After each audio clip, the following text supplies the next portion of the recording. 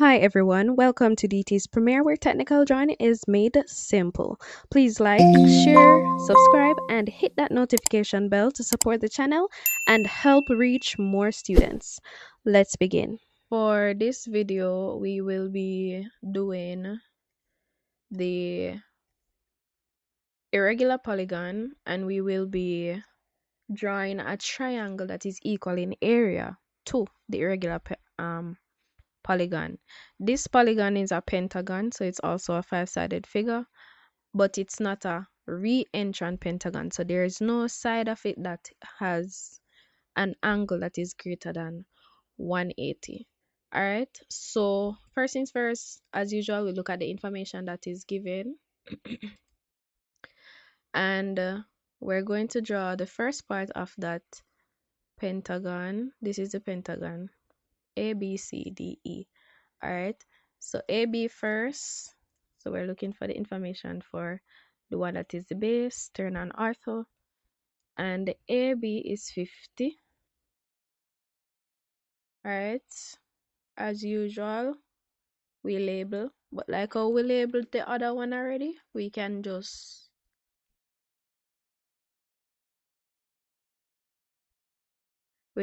go for the previous letter and copy and paste it.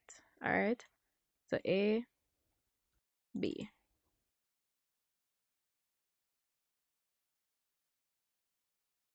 Now, the next thing we need to do is to look at the angles that will be at A and at B. So CBA, EAB.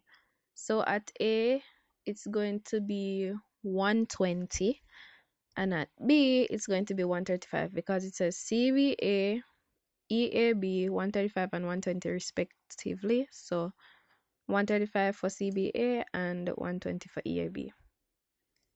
By now, everybody's supposed to know how to create their 120 angle. I'm going to do the exact same thing I did before.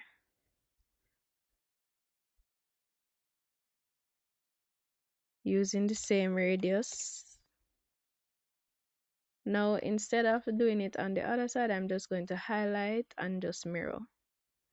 And I'm mirroring using ortho at A because that's where I want the mirror to be done.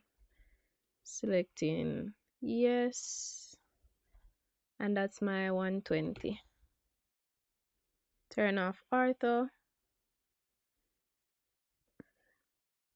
Now, as usual, we want to be joining construction lines. So let me just switch over to construction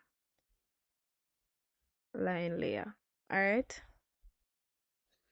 Now that we have drawn this part, based on the fact that we've done this a few times, if you feel confident enough, you can continue, go ahead. And for those who are not, you can just slow down and keep with my pace.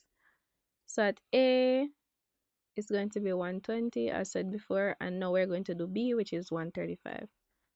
And 135 is just the opposite of 45. All right, so we would get our 90 and then bisect the 90 on the opposite side.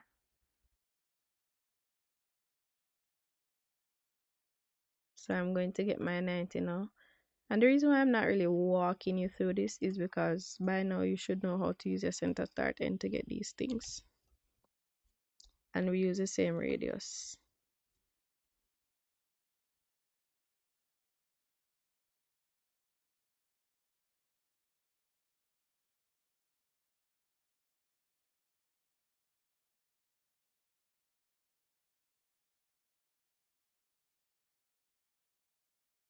Let me redo this one.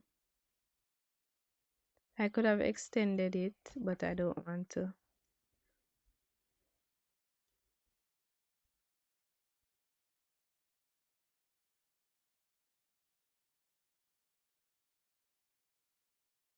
Line. You could have also bisected this side and just mirror it as well, because I said before it's the opposite of 45, so we can do that. So let's bisect this part to get 45 and then mirror it.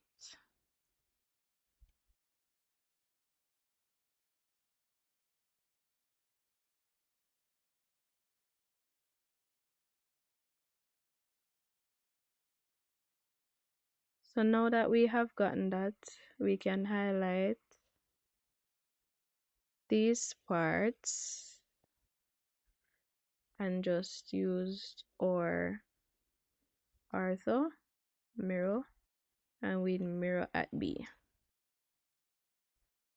Alright, the reason being, or the reason why it didn't switch over like the last time was because instead of selecting yes in the command bar to allow it to be mirrored, I pressed enter.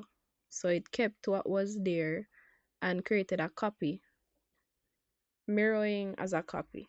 Alright, so now that we have done that, we need to get the length of the side that is AE right here and BC right here. So BC is 40. Center start in.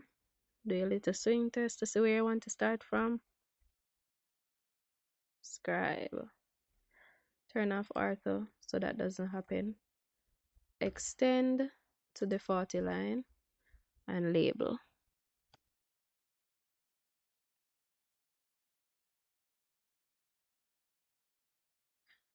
Then now we want AE or EA, which is 55.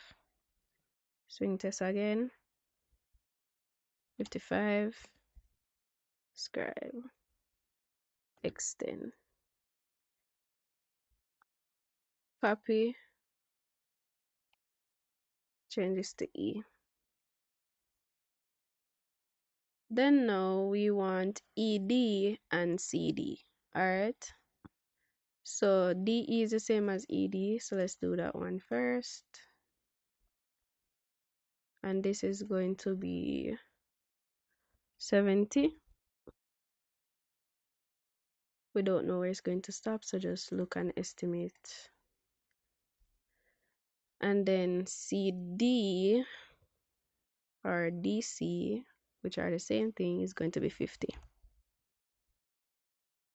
Where they meet, we just draw our lines. And lastly, we label.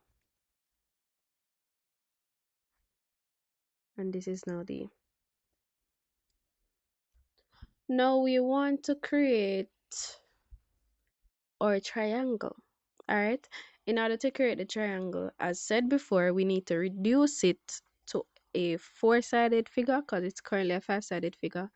Then we reduce it again to a 3-sided figure. So I'm going to use my 0 layer to get the white lines. And remember, we go from the highest point to the lowest point on the same side first. Alright, so highest point is D, is the lowest point. After we have done that, we need to create a parallel line. So we're going to copy this first parallel line and attach it to the point that is in the middle of the two. Alright, the reason why we don't do it here so is look where it's going to fall. It's going to be almost going in the same direction as this. Alright, and it's on the opposite side. We want this side, so E. Then we do the same thing. This should look familiar to you. Trim. After we have done that, the diagonal line, which is the most important line, this is the line that actually changes the figure or the shape. So it changes it to the quadrilateral. So now we have a 4-sided figure. If you follow the instructions in the book, it will tell you exactly what we're doing. Alright, or if you want to go ahead and go along with me, that's also an option.